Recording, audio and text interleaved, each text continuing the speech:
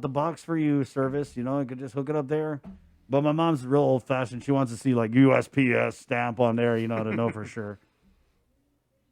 8:52 now. Let's head into the Zoom room where we have Deputy Mayor Melissa Savares standing by. Mayor, long time. Hi, good morning. How you been? I'm doing better now. Thank you for asking. Right. And so there was that accident, like, and we haven't really caught up with you since then. But tell us a little bit about your recovery. Well, that freak accident that happened in front of Benevente Middle School 2 months ago, actually, that was recovery was tough. I did fracture my fibula and tibia, and then I fractured the ball part of my humerus. So the recovery, I had surgery, and I'm very thankful to God that I'm alive today and that there was no fatalities. And so secondly, thankful that there were no children, no students on that sidewalk. Um, there were four of us that were injured, three DOE staff and myself. And of course, I believe the driver also sustained some injuries. But the recovery has gone well. After 6 weeks, 7 weeks, I'm actually back in the office for a couple of hours. But at the same time, I continue to communicate with my staff and my vice mayor. My vice mayor did an excellent job. He was out there every day working side by side with our staff to continue to take care of our people. So I still go, recovery slow. Of course, when you're re- recovering from broken bones and stuff, it takes time. Learning how to walk again um, is a task, but I thank everybody that continued to take care of our people because that was our main focus, is to continue to serve our community. What was that day like, though, Mayor? Well, that day we were working. We were actually doing assessments. Before you do any tree trimming or cutting of anything, we need to get permits from Department of Agriculture. So we actually had the Forestry Division, Rudy and Christine from Forestry were out there. We were with the administrative team, of Benevente Middle School, and two of my staff.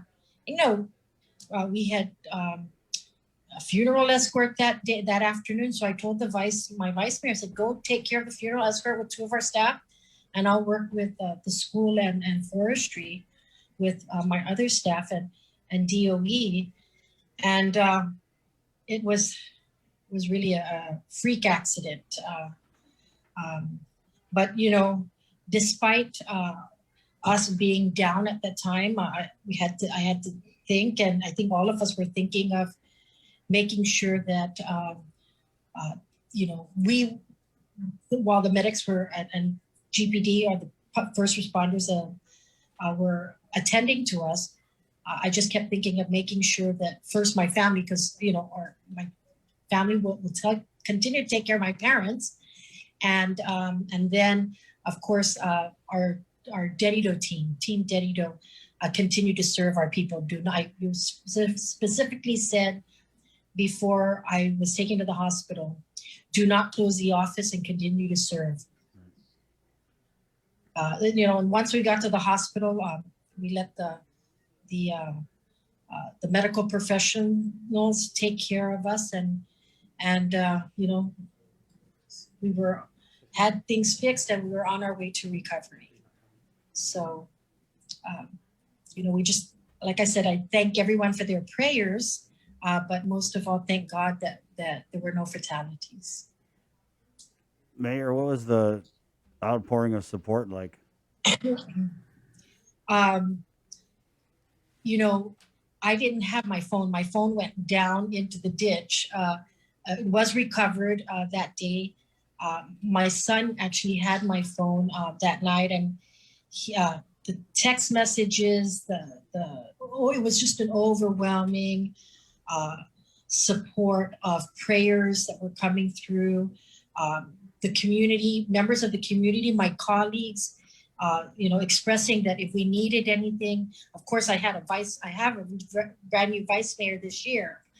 And so I just continue, um, just continue to relay the message. Please support my vice mayor and my staff. And of course, that continued to happen.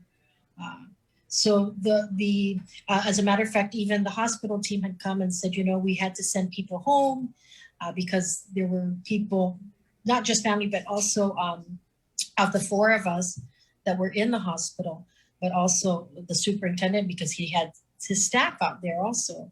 Mr. Fernandez was also in the emergency room, and it was just an overwhelming support of our entire community, whether it be our government agencies or our organizations and families in the community. So we felt the support, and I felt the need to continue to see that things went on and nothing stopped. Nothing stops when one person is gone. The work continues, and service continues to our community. Good to hear that, Mayor. So glad that you bounced back from that terrible, terrible Yeah. accident. What are your thoughts, though, with the driver of the vehicle? Do you hold any ill will? No, you know what? I mean, I believe in forgiveness. As a matter of fact, I prayed hard because, I could always say, throw the key, put him in jail, throw the key away, but that's not going to solve a problem. He needs to heal as well. And I think part of his healing is recovery from whatever illnesses he has, if it's addiction or, vices that he's used to. So, I remember hearing Teresa Ariola from Behavioral Health saying that, we need to build these homes so that people who don't belong in jail can be in a recovery facility instead. And actually, that's where I was, I've spoken to somebody in the Attorney General's office, and I said, I don't believe that he should go to jail. I think that even if, I think he should go to a recovery facility so he can heal and maybe be a better person when he comes out and a contributing member to the community. Right. Man, Mayor, that's good to hear. Very thoughtful words there. I wanted to move along now that we kind of caught up here, and we'll just start with this murder, this most recent murder case, the shooting death of Joshua Meno. What can you tell us about that, Mayor? It's a very sad time for both families, actually. I just from hearing what's in the news, what transpired, where they actually had dinner together, and our friends, neighbors. To hear something like that happen, we offer our condolences to the Meno family for their loss, but at the same time, to the Manabusan family, because this is, something that both families are going through. It was, like I said, they had a meal together, they shared stuff. So I don't know what happened with the argument between the two. And, both ways, both families have lost. One lost a life and the other because of the incident.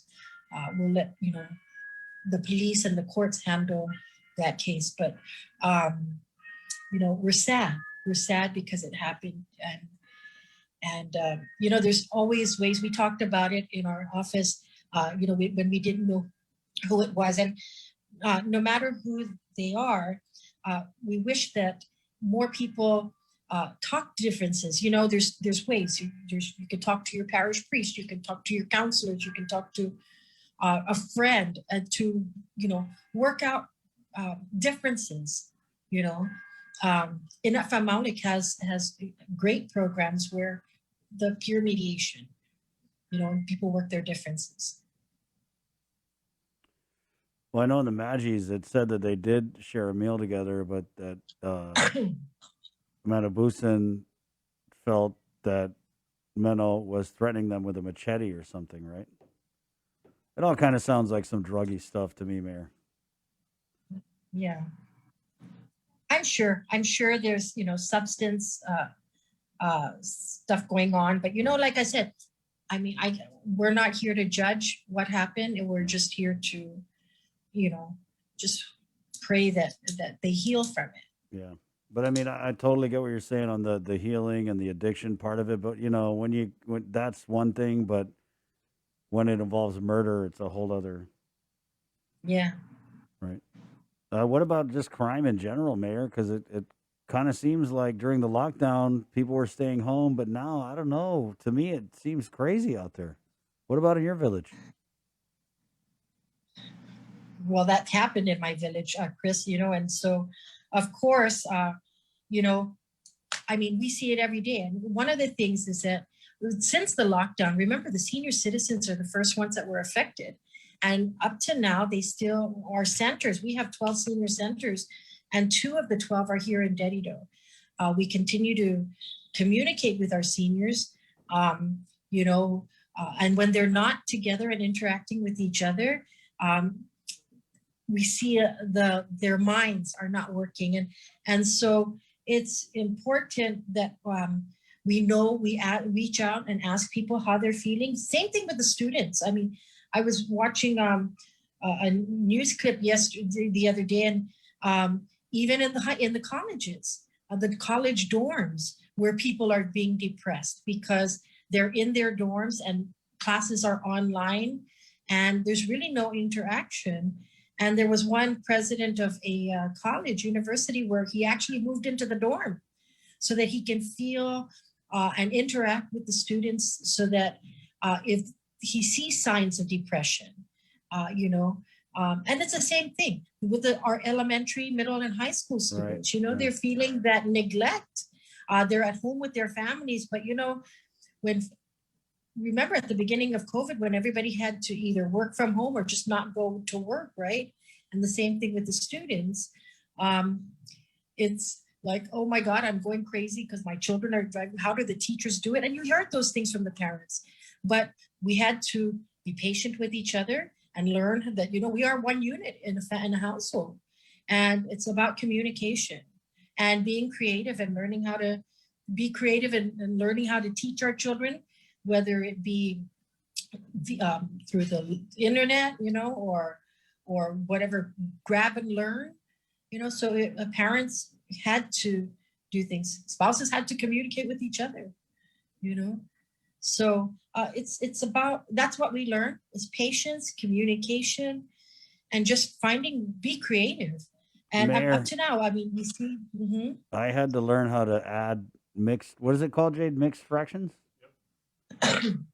Because my son had homework. God, and why are they teaching this stuff in elementary, first of all? But I had to help him with it. And God, Mayor, I was so embarrassed because I literally had no idea. It was like, you're adding 2 and 16/48 to like 5 and, 13 whatever. And so I got mad at my son because I was like, what's the matter? You're not paying attention. The teacher's not going to give you the homework if you don't know how to do it. You must not be paying attention. It's too much damn video games all the time. Something like that. And, but then you're right. I realized, God, the teacher's not around. I got to figure this out because it was due. And so Right. I mean, we sat there in about 10 minutes. I mean, it probably wasn't as nice as how the teacher would have put it, but we both figured it out together. And now I'm so proud to say that I can do fourth grade math, which got way harder. I don't know when the hell they. I was like, boy, you're never going to need to know how to do what. This is not even relevant. Well, watch out for sixth grade. Calculus is right around the corner. Right, I know. So you're right, Mayor. We've definitely all had to, adapt and in some ways overcome. And doesn't it seem kind of like a blur when you look back at the last year? How we're living right now. It's so different than how we were living, like let's say, in August or September when that surge was going crazy. Yeah. Exactly. And one of the things is that, I mean, even companies are, everybody was working from home, right? They're teleworking. And so now that the companies are opening up their doors, or agencies, even government agencies are having this challenge. Well, not all the daycares are open. They're only opened now at 75%, right? But when they were at 50%, not all the kids can go back at the same time. And so what happened to employees? They're required to go back home, and their child care facility or even their adult care facility is not open to take care of the people that they're caring for during COVID. So that becomes a challenge. And so they had to be creative. Um, so we see, it worked both ways, right? Yeah. Let me ask you this, Mayor, because I know when we had so many conversations last year during the pandemic because you were the president of the Mayor's Council. It's a little bit different with this term, right? With the Mayor's Council of Guam, you're no longer the president. What has that kind of been like? Because we get Mayor Alec on. I love him. He's a stand-up guy. I mean, you were great too. You always came on all the time. But this dialing back of responsibilities at the council level, does it free you up to do more, like in your village? But it works both ways. I'm still busy. Uh, Not so much with the council, but a lot of projects, especially with things trying to go back to normal. We work closely with. I have 9 public schools in the village, Right. and we're working closely. With students actually going back to the school, but at the same time, opening up some of our other facilities. You know, Now that sports, for a while they were only allowed to practice. Now they can start scheduling games with between ESA and IIAAG programs, and so we're seeing those things with certain sports open up. And one of our facilities, we actually use a shared facility with a Stumbo Middle as their home court. And so, we're trying to work out a schedule for open courts at the Estumbo gym, but at the same time, we're working a plan. And so I've been talking to like the Mayor Gigo, because he also has a gym. And how can we have open court at the same time, accommodate the school schedule? And what are our plans? So is it gonna, we have this big gym, can we allow teams or groups of people? But of course, the normal where everything now is you sign in when you come in, take your temperature, sanitize. We're gonna push our bleachers in, so things like that. It's an indoor facility. So we're gonna have to limit the number of people, and then maybe friends can't play together because they're not the first 20 that come in. So the same thing with our summer programs. We usually do a summer program. Some mayors were doing after school programs as Right. well.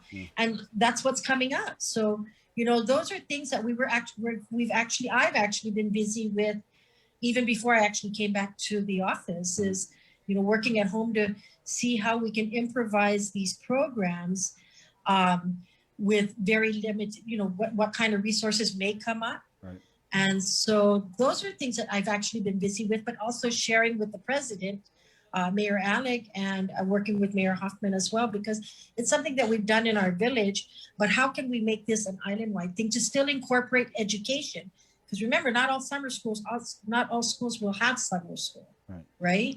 Yeah. So we want to incorporate our summer activities, have a plan to incorporate summer activities that have educational aspects, maybe language arts and math, or language arts and science, and in the mornings, and then maybe have either sports, cultural, or prevention activities in the afternoon. So those are plans that I've actually been working on for the last month and a half. But at the same time, it's going to benefit our entire island for those mayors that want to participate, if we get the funding. And it all really depends on the funding source that becomes available in the next few maybe weeks or months. What funding is this going to be? Is this going to be the rescue plan? We don't know. Maybe it could be. Maybe it could be. Maybe CARES Act. Maybe we can have a funding source through GDOE. We're working with our different partners in the community, We have some organizations that, are, as you know, Dedido works closely with Westcare through the Thrive Coalition. And so we're looking at a program with Thrive, not necessarily after school, but maybe on the summertime, to take a couple of kids, and we're going to be painting a mural. So we're working, Thrive is actually working with, they did a cleanup recently at our Sagalinadzan Park. So it's working with our community partners as well. We have our cultural group that's, wants to come back out and work with our community. But, it's, again, we have to make sure we're in compliance with all the public health guidelines, the governor's executive order, limited with the number of people that are, still practicing social distancing. So all those things have been are taken in the planning. All those things are taken into consideration. So it sounds like you're busier now that you're not president anymore. Yeah. Well, it's just so much. I can't move fast with my legs, but my mind is moving. Right. Yeah. Mayor, let's talk about the need in your village, right? So we know that just from talking to different mayors that when they give the food commodities, they're saying that even with the PUA, the stimmies and all that stuff, that people are still desperately in need on our island. What can you tell us about people who are desperately in need in your village? Yeah, so the food commodities is always going to be a top priority, but and Chris, let me explain. People who lost their jobs, whether it be in the hospitality industry or an organization that just closed because they couldn't afford to either pay the rent and can continue to wait until something comes up, right? We had the program in Salapi at the beginning where up to 4 members of your household got the $300. That was a one-time deal. Here at the mayor's office, we saw the different programs because everybody had to come and get a mayor's verification. And then even talking through, when we do these monthly food commodity distributions, we're talking to people and we're saying, you lost your job. Why don't you apply for a food stamp or whatever programs there are out there? And some of them have applied for the pandemic unemployment assistance. What we're finding out from families who continue to come on the monthly basis to get food commodities is that because they have assets, when they apply for public assistance, they have TCDs, they have assets, they bought a car 2 years ago, and all those assets have to be included in your application. Right. And sometimes that's what disqualifies them from qualifying for the SNAP program. But then they did say that they got pandemic unemployment assistance, but that helped them take care of their financial obligations, paying their mortgage, paying their rent, paying their utilities, paying their car that they bought 2 years ago. But it wasn't enough to buy food. And so that's why they continue to come for the monthly food distribution. And like I said, they didn't qualify for the SNAP benefits because of the assets that they have. Right, yeah. And some of them said, it's not my fault that I saved enough to open a TCD. Yeah. Mayor, we hear that so much that there are people who are like middle class or whatever, not the traditional SNAP recipient types of people who have been hit hard by the circumstances of this pandemic, whether it's they were, sidelined, lost a job, reduced hours, or just having to deal with the increased expenses that come with this pandemic. I mean, whether it's, sanitizers, whatever, right? And so I feel like it's affected a lot of people who, on paper, just don't qualify for a lot of this aid that's out there, right? And so they end up, like you said, having to go get the commodities or whatever just to put food on the table. Mm-hmm. Right. And PPEs, and I know I buy PPEs as well. They're not cheap. Yeah. Well, Senator Frank So Blas has a bill to, I think it's like get us reimbursed Yeah. for buying the PPEs. I saw that yesterday. Yeah. Yes. Did you save all your receipts though, Mayor, for the PPEs you bought? Because I didn't. I could No, I I usually, didn't either. I usually get my mask from Sabrina. Mayor, we had a comment here. Could you please tell the mayors to check and respond to their emails accordingly? It is good business. Do you respond to your emails? You're doing it right now. I can tell. Yes. Okay, Mayor. We'll let you go. I know you got a lot of stuff to do, but I just wanted to thank you for coming on and catching up with us. All right. Thank you. Hey, before you go, how's the stray dog in your village, the roundup and stuff? Any update? Well, they haven't. We've been going out and delivering leash law notices, and there are several incidents where we actually get the dogs.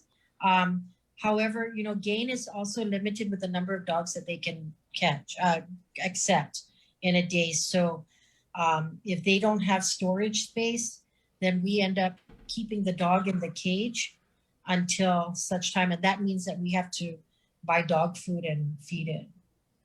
Wow. So, we haven't done a roundup the way they're doing. I know Agania Heights is the next village, but we are, like I said, we go out accordingly to certain areas, and it's very limited with what Gain can receive on a daily basis. Right on. Thanks for that, Mayor.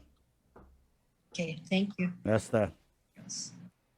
Dedido Mayor Melissa Savares. Been a minute. Good catching up with her. It's good to see her. Right on. Good to see she's back at work. Yep, That's what she really loves. As she said, she's currently undergoing physical therapy. I want to say a few times a week. We actually tried to get her on yesterday, but she was in therapy. And when Jay sent me the text, I was like, yeah, that's good she goes to therapy because, we all have our issues with this pandemic. It's like, no, not that kind. Not that kind of therapy. Oh, okay. But anyway, yeah, check yourself, bro. Mental health and wellness is so key. That's a great segue. You'd be surprised, man, how cheap, as someone who's been to therapy. Like, I just went just to try it out. I was like, therapy.